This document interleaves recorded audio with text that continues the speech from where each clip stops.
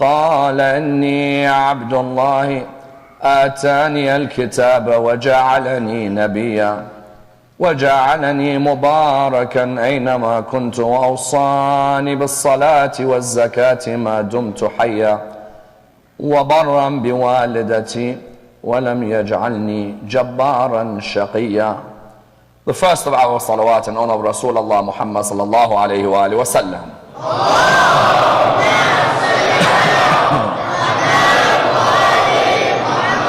The second in honor of Amir al-Mu'mineen Ali ibn Abi Talib.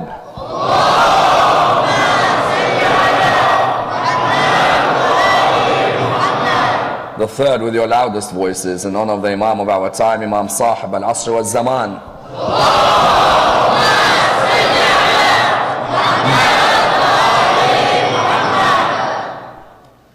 Respected scholars, brothers and sisters, Assalamu alaikum wa rahmatullah wa barakatuh. The narrative concerning the birth of Jesus, son of Mary, is one of the most endearing narratives within the Holy Quran, and a narrative which requires an in-depth examination, a narrative from which many a lesson may be learned and many an example may be derived. The narrative which can be seen in chapter 19 of the Quran is a narrative which is very much undervalued and understudied.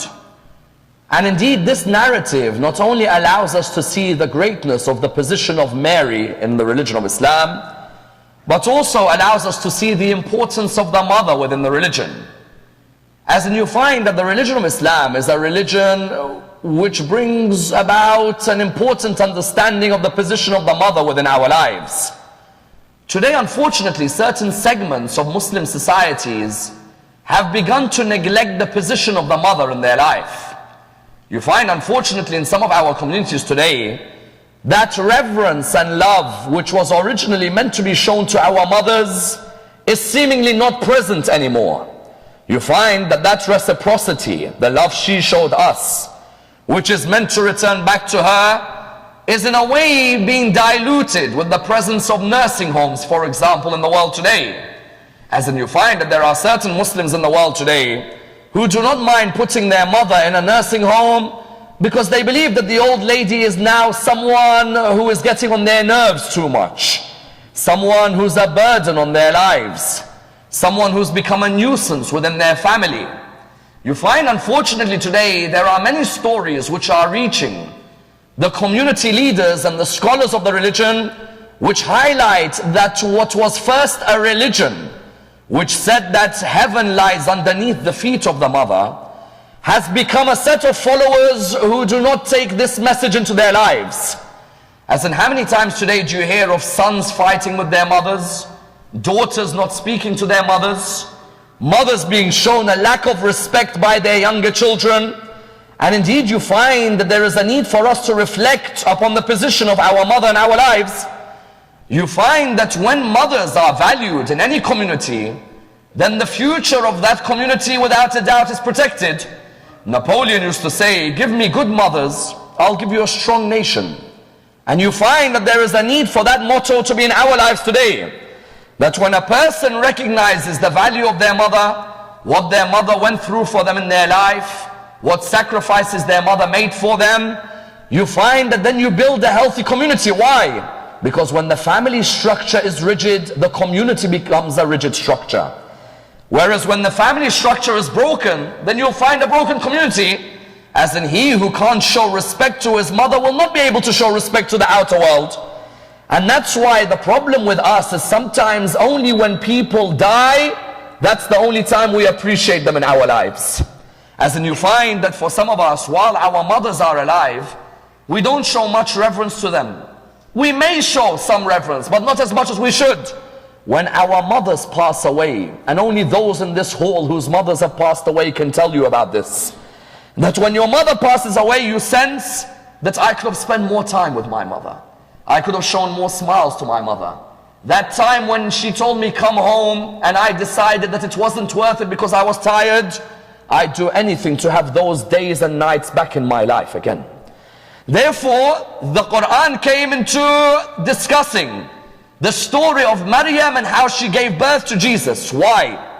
You find that the Quran wanted to highlight that if ever you neglected the position of your mother, then know that the way Mary gave birth to Jesus and what she faced in the troubles should be an indication of what your mothers faced when they gave birth to you as well. And that's why tonight's analysis has a number of stages. Number one, how is Mary viewed within the Quran? And why did Allah not simply say Mary gave birth to Jesus? Why did Allah give us the whole details of the birth? Number two, and of the utmost importance, what are the scientific miracles from the birth of Jesus, son of Mary, in relation to God's advice to her, which were miracles only discovered a few years ago in the world of science? Number three, therefore, what is the role of mothers within the religion of Islam? And who are the great mothers who ensured that this religion remained alive? And number four, why did Imam al-Hussein take mothers with him to Karbala, knowing how barbaric some of the soldiers were in the opposition? Let's examine and try and dissect this topic in depth. When we come to the position of Mary within the religion of Islam, Mary without a doubt is given a reverence higher than any other religion. As in we know very well, if you were to look at the other monotheistic religions, Judaism has no reverence for Mary whatsoever. Christianity, of course, has a great reverence for Mary, being the birth of the Messiah. But the religion of Islam has the greatest reverence for Mary more than any other. Someone will turn around and say, well, how could you say that? Christianity, until today, every church you enter, you'll see a Mary in that church.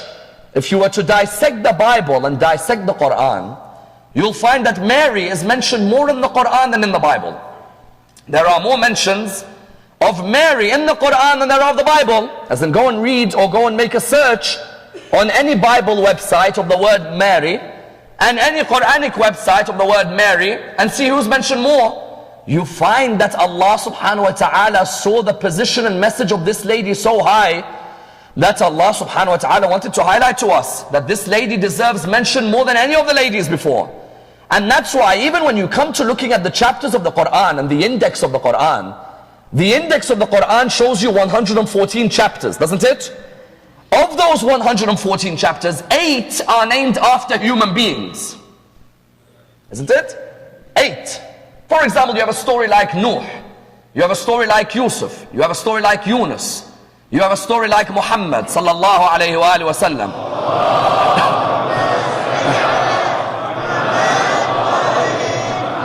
But then you have certain prophets who weren't mentioned by name, as in there isn't a story called Surat Musa, is there?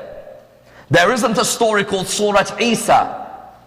Likewise, you find that of those 8, Allah decided one chapter should be named after the lady by the name of Maryam.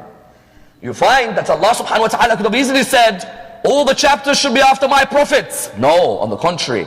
This lady, her position is so high that it's not unusual to see in the books of tafsir that some people viewed her as a prophet in her own right. That when Jibreel would come and visit her, some of the scholars, if you read for example Qurtubi's tafsir, the famous scholar of Cordoba, in his tafsir, he says that Mary could have been a prophet of God. Yes, prophet in the sense of the 124,000, no. But prophet in the sense of someone who Allah gave a message and a revelation, possibly. Therefore you found that Islam came to tell you that this lady, the reverence towards her is the highest. As in Islamic history, only 4 women are called the women of paradise, isn't it? You find Asiya, you find for example Maryam, Khadija and Khadija's daughter. You find that Fatima Zahra, these are the 4 who are revered as the woman of paradise. And that's why I tell you, I find it ironic sometimes when there are other names of women who are mentioned as being higher than these, honestly. As in sometimes you hear people saying this one and that one and they're higher. Allah subhanahu wa ta'ala said there are 4 higher. None come near these 4. You bringing me this one's name and that one's name, at the end of the day, those people, they were liable to disobedience, they were liable to disrespect. Whereas these 4, paradise awaits them because of their obedience to Allah. Therefore, when it came to Maryam, you found that even Al-Muhammad, on many occasions, out of reverence of Maryam, Al-Muhammad would show, we don't just know about her. We know when she is born, we know the day she is born, we know the time she is born, and we know when she conceived of Jesus. Imam Musa al-Kadhim salawatullah wa salamu alayhi,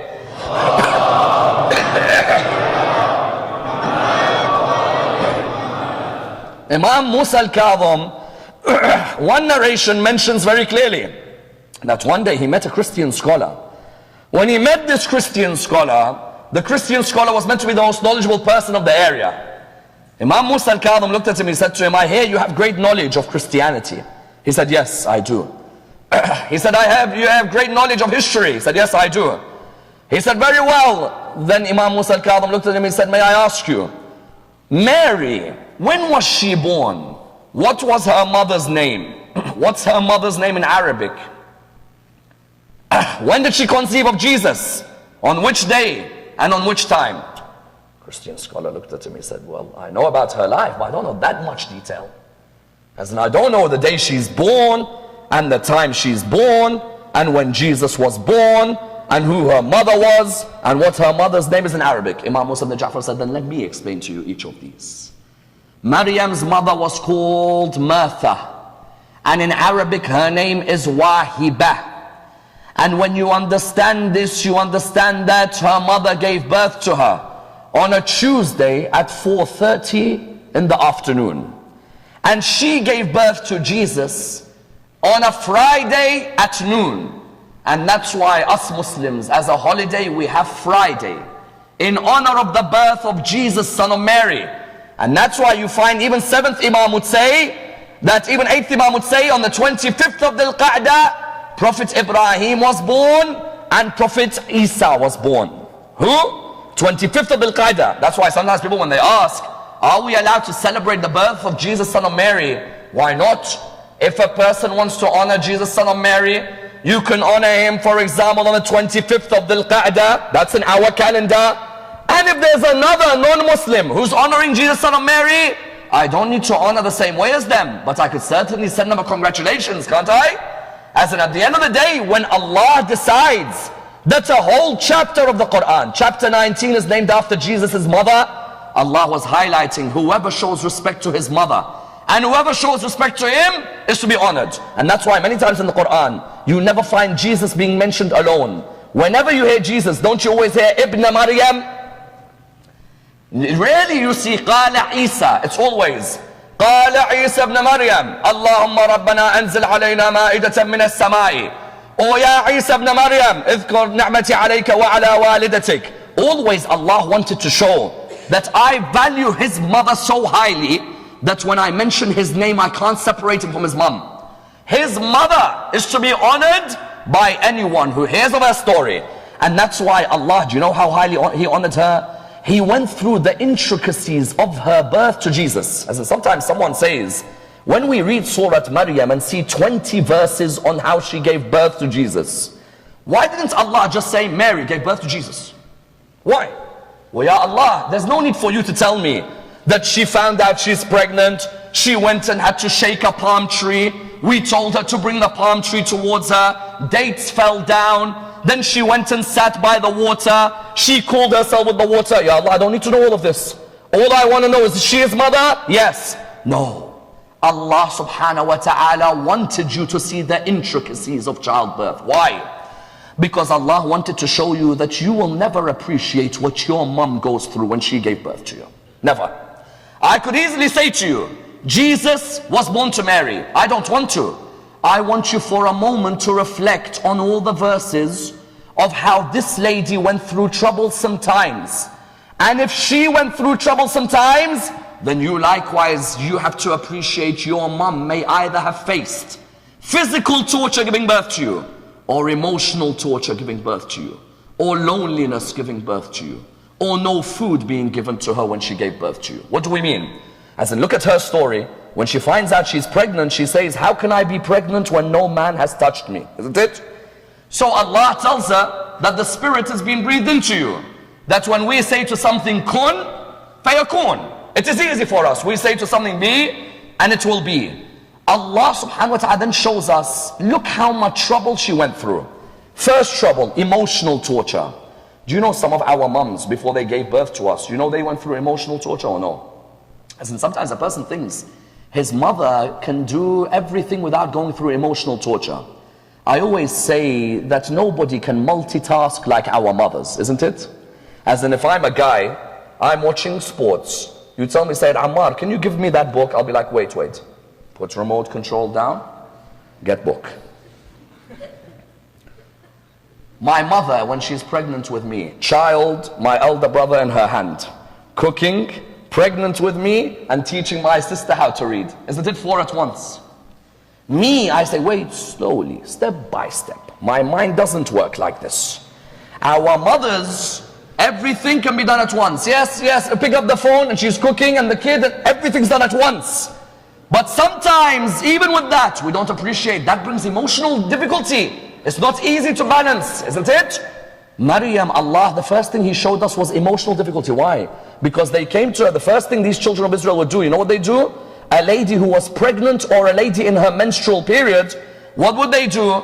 They'd isolate her in the community.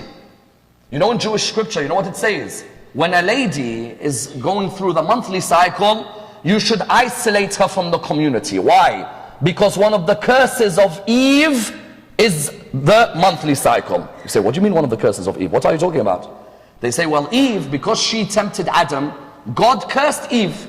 He cursed any woman in the line of Eve. What do you mean any woman in the line of Eve? The monthly cycle is a curse from God. Pregnancy is a curse from God. The pain of pregnancy is a curse from God.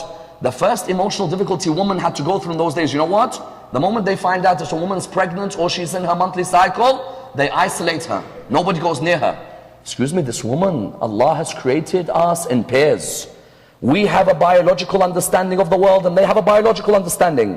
When a woman goes through something and a man, doesn't make a woman less than a man. On the contrary, Allah has created us with different roles.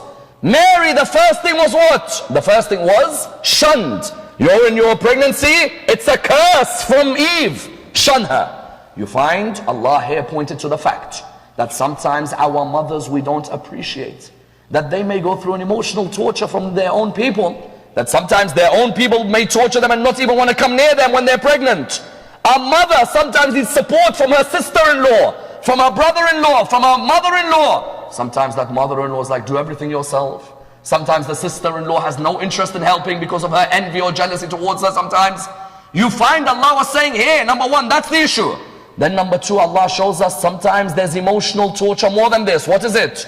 When the children of Israel found out that Mary was pregnant, what did they say? Mary, the adulteress. They made an accusation that Mary had committed zina because they said, where's the husband? Therefore this lady is an adulteress. Imagine the whole community when you're walking in the road, everyone's like, she is the adulteress, she's the adulteress. You think that's easy? As in Allah subhanahu wa ta'ala is telling us, you know this lady, what she goes through? Emotionally, she's going through torture. Not only have they shunned her, now they've called her an adulteress. Because they're saying, we never thought your mom and dad are good people. We never thought you'd do such a thing. Then on the third level, what did they do? None of them came to help her in the period of pregnancy. Nobody came to bring food to the house. Nobody came to bring drink to the house. As in sometimes our mothers, if you were to ask them, Mom, you know when you were pregnant with me, were people helpful to you or no? Our moms will never admit. They will never say, oh, it was fantastic. Sometimes your mother went through things she'll never tell you about. She'll tell you, Alhamdulillah, Allah allowed me to give birth to you, because a mother doesn't like to see her child sad, isn't it? A mother will say to you, don't worry, Alhamdulillah. But do you know sometimes even a mother, her own family may shun her at the time of pregnancy. Her own family, instead of coming to visit, instead of coming to honor, instead of coming to be there for her, knowing she has shopping to do, knowing she has, for example, school duties, you'll find the family is silent with no support and the community has no interest in helping out whatsoever. Therefore you found that this Mary, Allah subhanahu wa ta'ala, what did He tell us? He was showing us, you think Mary, mother of Jesus, because I love her so much, I'm not going to put her through a test? No. Every mother will go through a test in her pregnancy, and you have to honor that mother of yours, because you'll never appreciate what she went through. Never. As in, I haven't even mentioned the birth. And we know very well the most painful period is the birth, isn't it?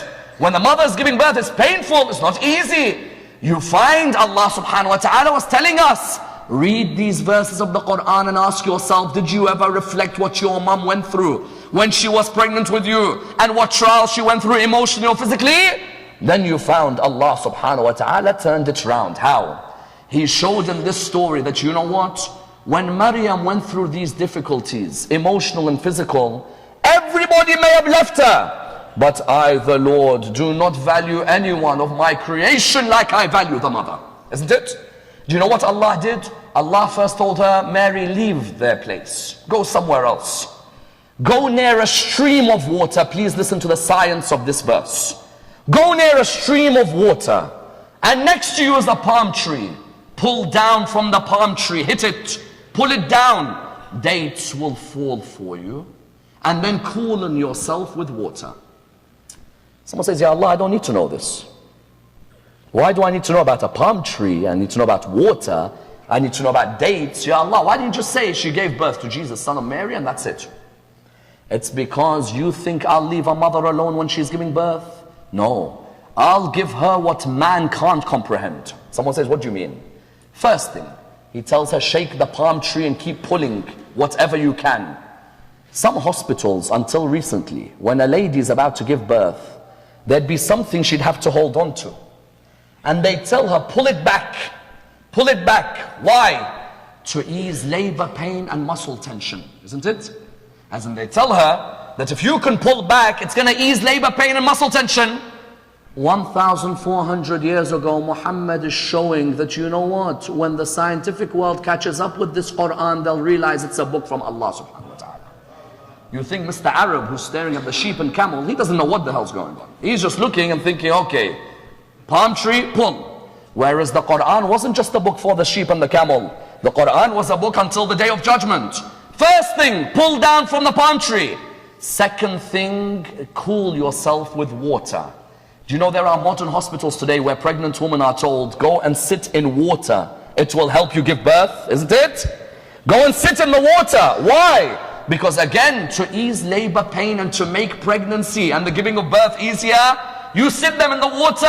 Again, that eases that tension at that moment. Then number 3, Allah said that when you've relaxed in that water and you've put this down, the pain of the birth is going to be easy for you, O Mary. And you're going to be able to take it. But straight away, make sure you eat the dates that fall. Why the dates that fall? Because we know very well that dates have within them easily absorbable sugars, isn't it? Easily absorbed sugars which help the heat and the movement. And of these sugars, it's of the fructose type, not glucose. And fructose will help more than glucose. Why? Because you need the raise of the blood pressure, don't you? You find when Allah is saying eat the dates, we would be thinking, why is Allah talking about dates? No, Allah was saying the fructose in dates allows for the raising of blood pressure at that time. And the water allows for the ease of the tension of pregnancy. And the pulling allows for the tension and the muscle tension to be removed. Tell me 1,400 years ago when they said this Quran wasn't for mankind. 1,000 years later, hospitals were doing these things. Muhammad had already talked about them 1,000 years earlier, isn't it? And that's why I always tell people, the Bible is a book of good ethics, and the Old Testament is a book of good ethics. But the intricacies of the scientific world can only be understood within the Quran. And that's why you find on many occasions the verses of the Quran, many occasions, one verse in the Quran highlights to you why it's the word of God. As in even recently you'll find Surah 75 of the Quran, I swear by the day of judgment, and I swear by the conscious soul. Do they think we won't raise them alive? We'll raise them with the same fingerprint again. Same what? Fingerprint. 150, 200 years ago we found out everyone's got fingerprints, isn't it? Individual. The Quran 1,400 years ago was saying, we'll raise you with the same fingerprint again. In other words, what was it? Allah was highlighting Mary, what she went through. I'll support her if the community doesn't support her. Because I love a mother so much, heaven I'm willing to put under her feet. And that's why, what do you find? You find that as soon as Jesus was born, his first words highlight our primordial nature as human beings. What do I mean? We all have fitrah, don't we? We have the primordial nature as a human. If you were to ask a baby what they are thinking when they are born, you won't find an answer, would you? Because a baby is not able to communicate at that age.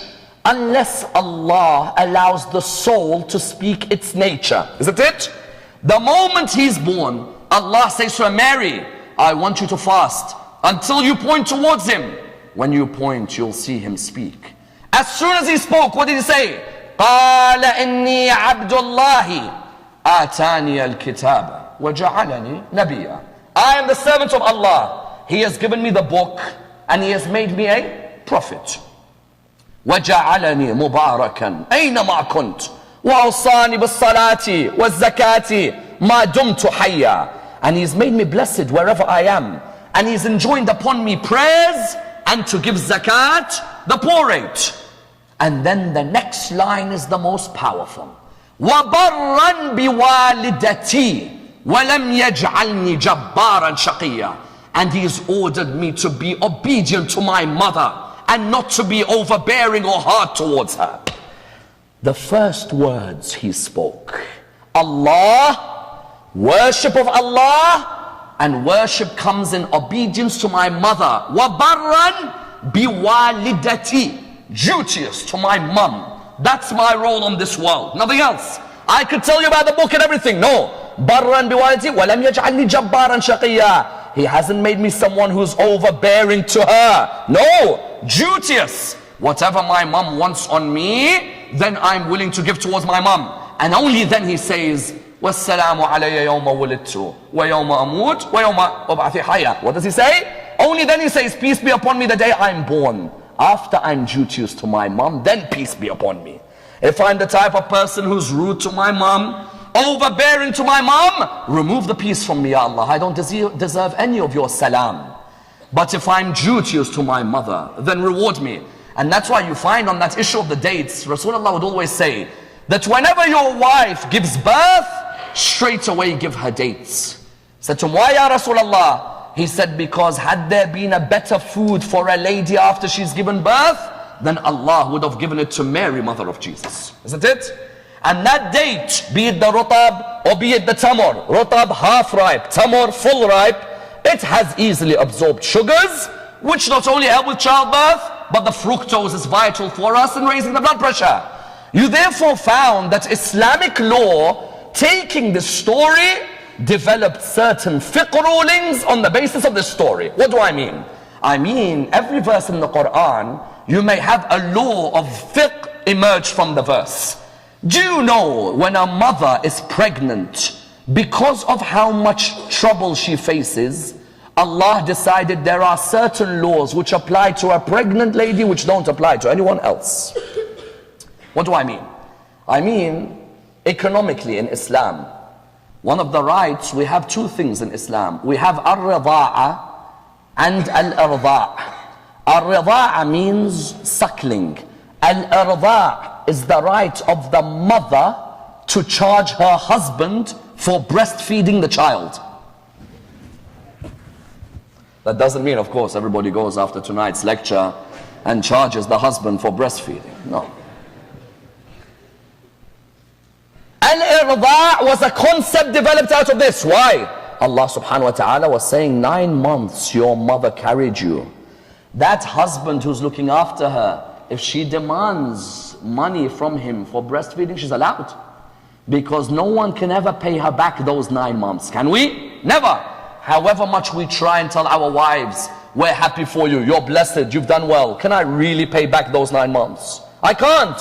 For her to multitask like the way our mums multitasked when they gave birth to us, it's something we can never appreciate.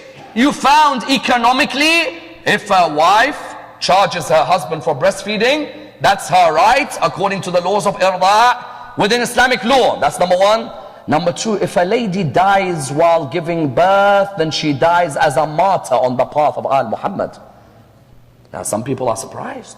Say, what do you mean she dies while giving birth? She becomes a martyr on the path of Al Muhammad. Without a doubt. Without a doubt. Why? Because she was about to give birth to someone who'd continue in the spread of the message of Abu Abdullah, hasn't it? So Allah ordered, if she dies while she be giving birth, or even in the period of nifas. You know nifas? That postnatal period? And we have, for example, the discussions in fiqh concerning hayd, the concerning nifas. You'll read all of them in fiqh. if a mother dies in nifas, according to Islamic law, she dies as a martyr. You can die as a martyr either through the sword, or you could die as a martyr because of your love for the message of Islam, or you could die as a martyr, as a mother. When you've given birth, you die. That's why you find Imam Zayn al-Abidin. Imam Zayn al-Abidin, he never saw his mom. Imam Zayn al-Abidin didn't see his mom. Few days after she gave birth to him, she died. Shaharbanu died a few days after she gave birth of Zayn al-Abidin. You found that she therefore died as a martyr. Why? She gave birth at a period and then she died in the period of nifas. And that's why you find Maryam, do you know after she gave birth, do you know what happened to her? After she gave birth, Maryam, her people showed no respect to her. And do you think when Jesus was speaking on the cradle, everyone suddenly turned around and said, Maryam, you know what, you got quite a son there, we're all going to follow him now. No. Get out. Get out. And Imam Amir al-Mu'mineen tells us towards which river she went. And towards which area. Imam Amir al-Mu'mineen coming back one day, having fought the Khawarij at Nahrawan. When he was coming back, he stopped at a place, there was a monastery. When he stopped at the monastery, he wanted some water. The monk said, nobody is allowed here. Imam Amir al-Mu'mineen said to him, why? He said, only a prophet or a successor of the prophet can come here, and I don't know about you, so please leave. Ali bin Abi Talib looked at him and said, monk, come with me. My companions, dig in this area. He said, what do you mean dig? He said, dig. He said, only a successor of a prophet knows about this area. He said, don't worry, dig. They dug and dug and dug. A white rock emerged. And then after digging further, spring gushed forth. And he said to him that this whole area here, do you know who it belonged to? He said, no. He said, it belonged to Mary, mother of Jesus. Mary, mother of Jesus, left her people. Her people showed no respect to her. She came to this area by the name of Buratha. And that's why, have you heard in Iraq, there is a mosque called Masjid Buratha? That masjid was the house of Mary, mother of Jesus. Even further than that, Imam Salih says, do you know which river Maryam would go to regularly? When she'd want the coolness of the water, she'd go to the river Furat regularly. She'd go by the Furat, she'd pick up from the Furat, and she'd feed Jesus when he was young from the river Furat. In other words, what do we find? We find the intricacies of that birth. Allah was showing us that a mother like Mary, what she went through is honorable, and therefore makes it vital for us to obey our mothers. For heaven lies underneath the feet of such ladies. And that's why the religion of Islam valued the position of the mother so much. As in today, when you find certain people saying, you know what, Sayed Ammar, I've looked after her enough. As in, how much more do I need to look after? She's become old. That same person came to the Prophet. He said to him, Ya Rasulullah, do you know how much I've looked after my mom? The Prophet said to him, how much? He said, Ya Rasulullah, I'm the one who takes my mother around the Kaaba in Tawaf. I carry her in a way nobody else carries her. Ya Allah, haven't I done enough for my mother? What do you find? The Prophet replied back to him, what did he say? The Prophet replied back to him by saying, you will never have done enough for your mom. He said to him, why, Ya Rasulullah? He said, because when she was bringing you up, she was thinking, for how long will he live? Whereas when you're looking after her, you're thinking, when is she going to die? May Allah never allow that thought to come into our head where we think, when she finally gonna die? May Allah never show us that day. Because you know that lady, whatever you did for her, you always did a charge. But whatever she did for you was free. As in, how many times do you find with your kids, can you take the trash out? Yes, Dad, $5. Wash the car? Yes, $10. Shopping? Yes, $15. Habibi, you spend $10 in the shopping center. How are you coming back and I've got to pay you 15? Everything is a charge.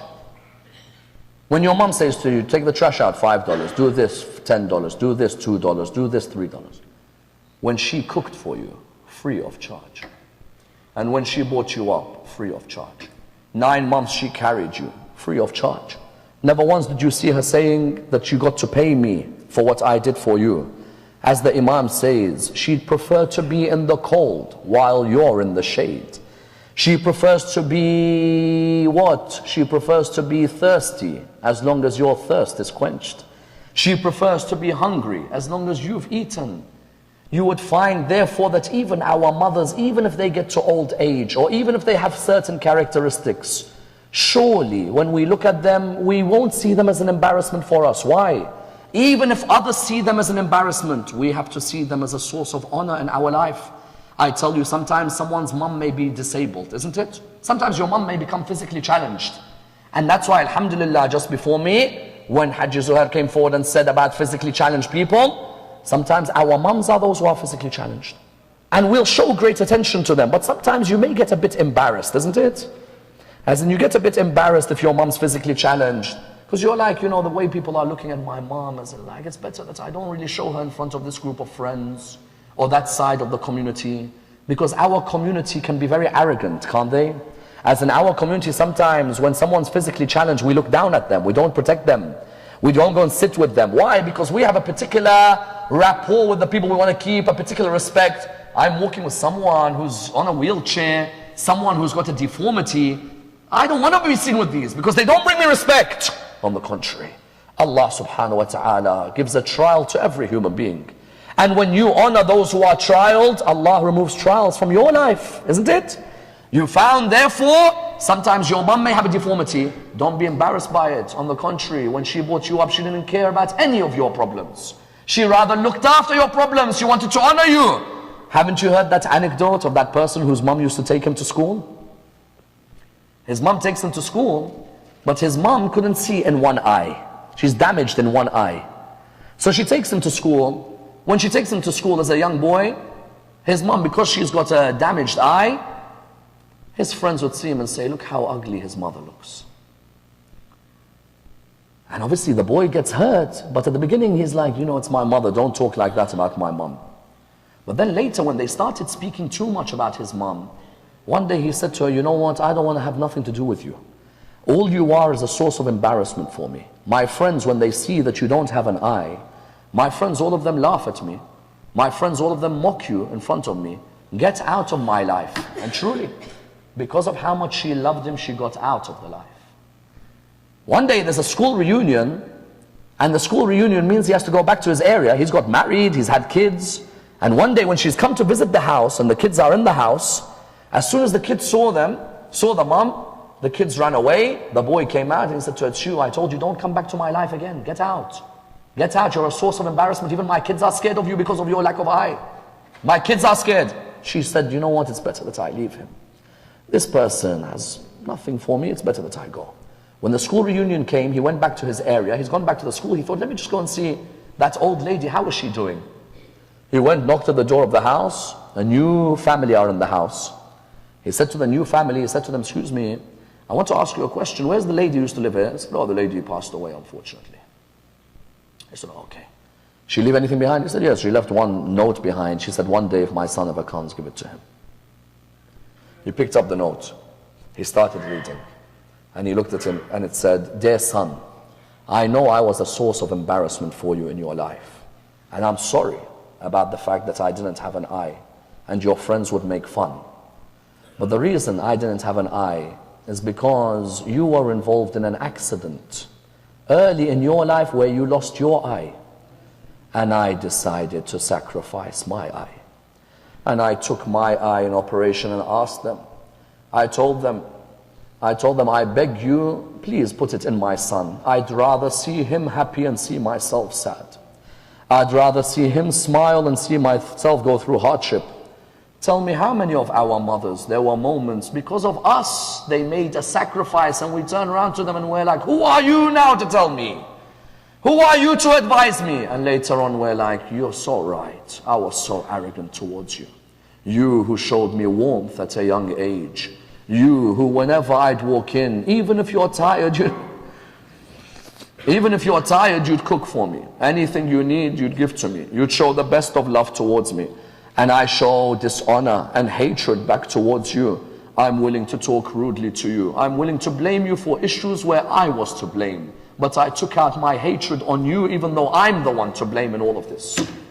And then to see your mother in the ground below the earth. You've got to put a kafan on that mother. That's the hardest, isn't it? Hasn't to put that kafan on that mother? No more. The next day, where is that heart? That heart that was there for you. Where is she now? No more. So therefore the message of Islam was what? That we had great mothers who gave everything away and kept this message alive, isn't it? Mothers who gave away and kept the message alive. You find, for example, of the great mothers I can name you, this religion produced. Were it not for them, this religion would not be here today. Mother number one, the sister of Rushayd al-Hajari, wife of Amr ibn Hamaq al-Khuza'i. You know that lady? She stood in front of Muawiyah after Muawiyah was ruling the state. He said to her, I hear you're a lover of Ali ibn Abi Talib. She said, yes, I am. He said to her, then get out of my courtroom. You are a despicable person following the worst of leaders. She looked at him and she said, Muawiyah, you think you can scare me with your tactics? I came from earth and you came from earth. And at the end you'll go down to earth and I'll go down to earth. We're all going to be buried at the end. I'll never leave the love of Ali ibn Abi Talib. Do whatever you want to me. Sacrifice me. Behead me. Ali ibn Abi Talib's love you can never remove from my heart. That was a mother. A mother who kept this religion alive. That's number one. Another mother who kept this religion alive, Mukhtar al-Thaqafi's wife, Umrah. Those who've seen the recent series on Mukhtar, you see when his wife at the end, his wife, what happened? When she was called by Ibn Zubair, he said to her, Umrah, you're the wife of Mukhtar al-Thaqafi, leave him. I'll let you go, but if you still love him, I'll behead you. She said, my husband was a good man. He was a man who prayed in the night and fasted in the day. And he's a man who was a lover of Amir al-Mu'mineen. Ibn Zubayr, you want to behead me? Behead me. As long as I die with the love of Ali ibn Abi Talib, I don't mind being beheaded. Those were mothers. Those were mothers who kept these nations alive. And that's why the 10th of Muharram, you found mothers who kept this religion alive, isn't it? As in when you come to the 10th of Muharram, you look at those mothers and someone asks the question, Ya Aba Abdullah, why did you take them with you? As in, you know the Umayyads are barbaric. You know that they're going to hurt your wives or hurt your mothers who are present. And you know that was a question Ibn Abbas asked him. Ibn Abbas said to Aba Abdullah, he said to him, Ya Aba Abdullah, I want to ask you a question. You have accepted that you're going to be a martyr. But the mothers, how could you make them go? He said, Allah wants to see them as prisoners. Someone says, why? Because Aba Abdullah knew, as prisoners, they'll make sure my message remains alive. Those mothers, as prisoners, they'll make sure my message remains alive. I know how barbaric these Umayyads are. Ziyad or his son, I know how barbaric they are. I know how barbaric they treat their woman. But I have mothers in my army. If it's not for them, this religion will never remain alive. As prisoners, these mothers will give everything away. And they'll even be willing to give away the darlings of their life, their children. Isn't it? As in those mothers on the 10th of Muharram, didn't they give away their kids or no? Those mothers on the 10th of Muharram, some of them gave away kids who were like moons on this earth. Wallah. Look at al-Baneen when she gave her 4 sons away. Look at Layla, how difficult was it to give Ali al-Akbar away. Look at Ramla, how was it for her to give away Qasim. Look at all of those mothers, Rabab, to give away a 6-month-old baby. But surely, the mother of mothers, and the way she asked Aba Abdullah, that I want to give my sons away. I want to give my sons, because what will I answer my mother on the day of judgment? Because that was a difficult moment when Sayyidah Zainab approached him. It was difficult, because she's a mother. A mother, every mother in this hall today will know exactly what I'm talking about. A mother, if her child falls a bit on the ground, she starts crying. Imagine you see Aoun with horses on his body. And you see Muhammad with arrows surrounding his neck. How difficult was it for her? And you know what she did? She came to them on the night of the 10th of Muharram. And she said to them, tomorrow, are you going to make me proud, the both of you? Are you going to make me proud? Because Ali al-Akbar is going to make his mother Layla proud. And Qasim is going to make his mother proud. Are you going to make me proud? Said, mother, do not worry about us. My grandfather Aoun said to her, from my dad's side is Ja'far al-Tayyar. And my grandfather from my mom, from you, is Ali ibn Abi Talib. Mom, we have them. And mommy, listen to this line. How can a child be scared of death when Abbas is the one who looks after him?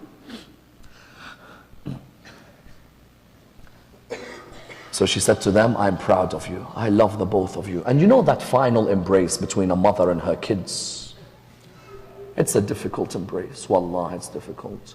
Oh heart of Zainab, what did you see on the 10th of Muharram? And you know what she said when she returned to Medina? They may have taken your drawings from my eyes, but they could never take them from my heart.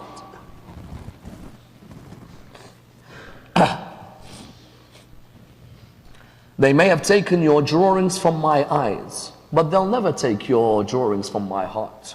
You're still here. They can't take you away. They approached Abu Abdullah on the 10th of Muharram after the companions had been killed.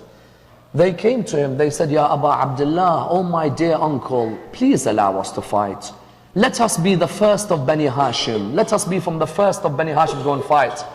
You know, he was in tears when he looked at them, because he remembered Imam al-Hassan and him when they were younger. So he was in tears. He was in tears when he saw them. And he could see from far away Zainab is looking at him. And he didn't like to break the heart of Zainab. It killed him. One thing he didn't want to do is break her heart. His mother Fatima said to him, don't break her heart. Look after her. So he came towards them. He said to them, my dear beautiful nephews, I want you to go back. They said, Abu Abdullah, please uncle, let us fight. He said, no, no, no. Go back, look after your mother. Your mother has no one to look after her. I love your mother. I saw Rasulullah die, we were together. And we saw our mother Fatima die, we were together. And we saw our dad Ali die, we were together. And our brother Hassan died, we were together. I can't bear to hurt your mom. And I can't bear to think that after me, that no one will look after your mom. So go back to your mom and embrace her. They went back to their mom. Both of them were crying. Imagine, these are 11, 12-year-olds. They're both crying. They went back to their mom. The mom began to walk towards Abu Abdullah. She came towards him. She looked at him in the eyes. She said to him, Ya Abu Abdullah, why don't you allow them to fight? He said to her, Zainab, I want someone to look after you after Karbala. It's as if Imam al-Hussein knew Zainab would be whipped after Karbala, would be hit after Karbala. Those who've been to that bazaar in Sham, do you remember what they did to Zainab in that bazaar?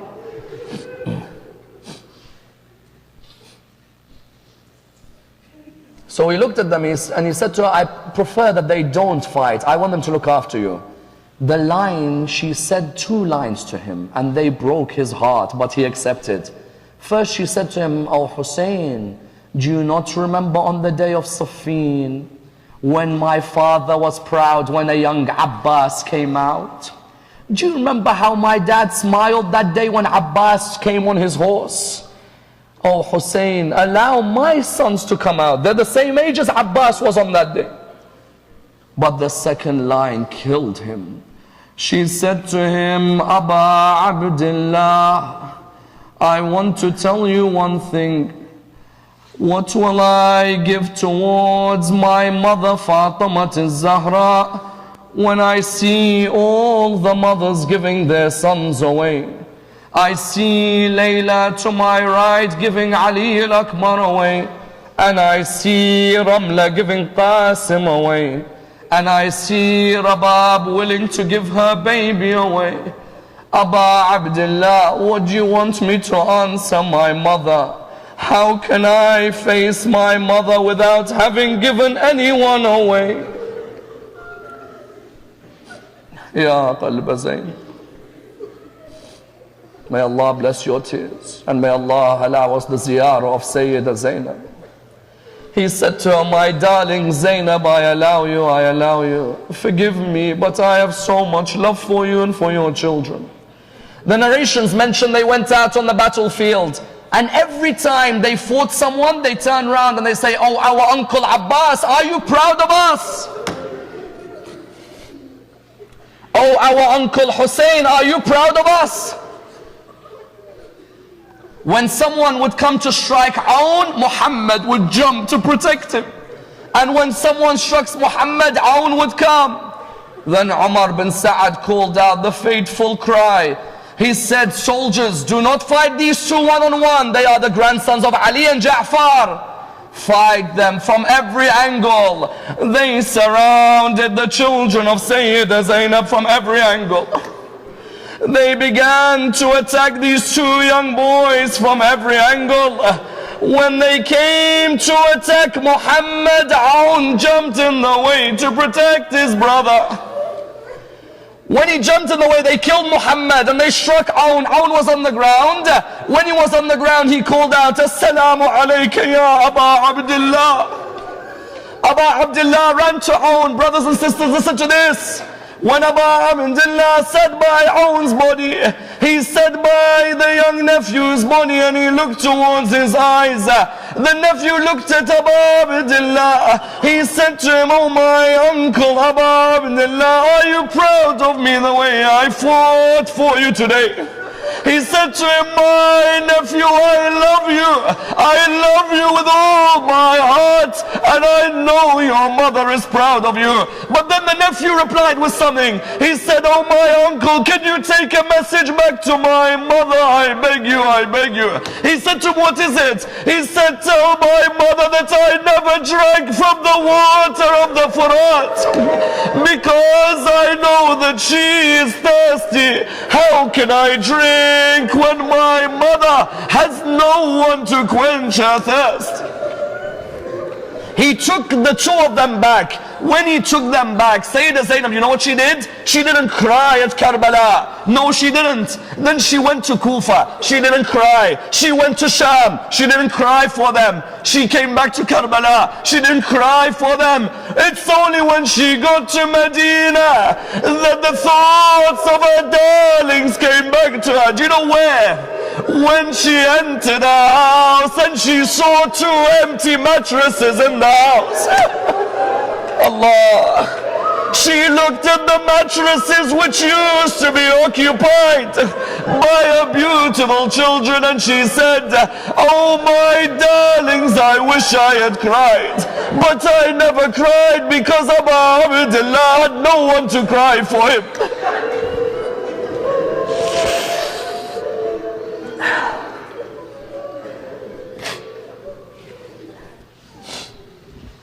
Inna lillahi wa inna ilayhi raji'un. Raise your hands, brothers and sisters, raise your hands. May Allah bless those tears for Aoun and Muhammad. We pray to Allah to raise us with Aoun and Muhammad. Allow us to be amongst the companions of Imam Sahib al-Asr wal-Zaman. Raise us with the Imam of our time. Allow us to receive his intercession in this world and the hereafter. We pray to Allah subhanahu wa ta'ala with the Surah Al-Fatiha, but before it the loudest of your salawat.